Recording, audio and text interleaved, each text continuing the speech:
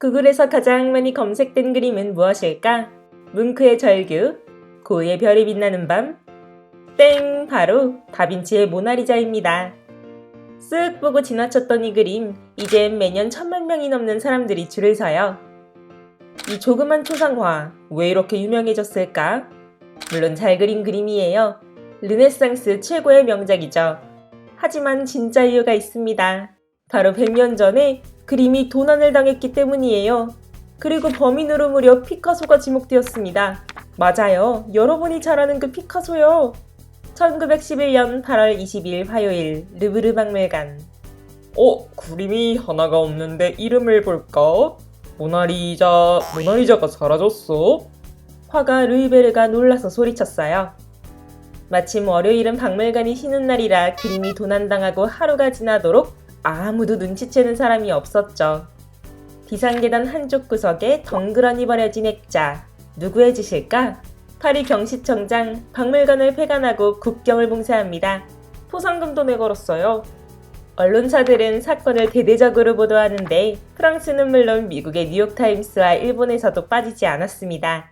이때는 신문이 급성장하는 시기라서 모나리자 도난 소식은 전 세계에 아주 빠르게 퍼져나갔어요. 이거 돈이 되겠는데? 기자들에겐 신문 헤드라인으로 이만한 사건이 없었죠. 대중의 반응은 뜨거웠습니다. 도대체 무슨 그림이길래 이렇게 도배가 된 거야? 이 작은 초상화가 그렇게 대단해? 그냥 여자일 뿐이잖아. 화가 미술상은 물론이고 일반인들까지 웅성거렸습니다. 모나리자가 세상에서 가장 유명한 그림이 되는 순간이었습니다. 액자가 걸려있던 공간을 보려고 사람들은 매일같이 박물관으로 몰려갔어요. 수사에 나선 경찰, 3명의 인물이 용의선상에 오릅니다. 첫 번째 용의자는 세계 최고 가부미국인 JP 모건. 하지만 기자들에게 결백하다고 손사래를 쳐요. 남은 2명은 누구일까요? 작가 기욤 아폴리네르, 그리고 바로 피카소였습니다. 어째서 용의자가 되었냐고요? 파리 주르날이라는 언론사 때문이에요. 어느 도둑이 루브르에서 훔친 조각상을 우리에게 가져왔다 라고 보도하는데 도둑은 자신이 이냐스 도르무상 남작이라고 밝혀요. 또 루브르에서 물건을 훔치는 것이 얼마나 쉬운지를 자랑합니다.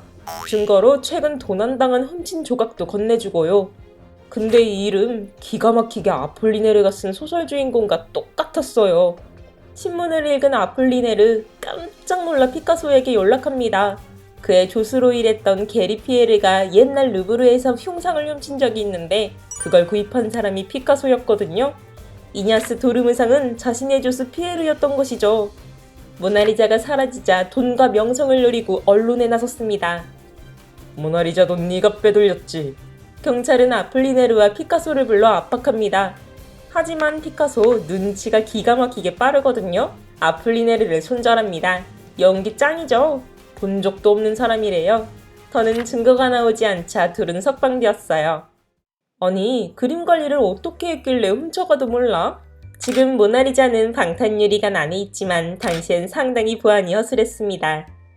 르브르 박물관장 오멀은 신문물인 사진에 미쳐있던 사람이었어요. 그림을 사진으로 찍어두면 복원이나 분실되었을 때 좋겠다고 생각했죠. 사진사들과 계약을 맺고 촬영 작업을 시작합니다. 그들에게는 완전 대박 특별한 권한이 주어졌어요. 그냥 벽에서 작품을 떼고 들고 나갈 수도 있었죠.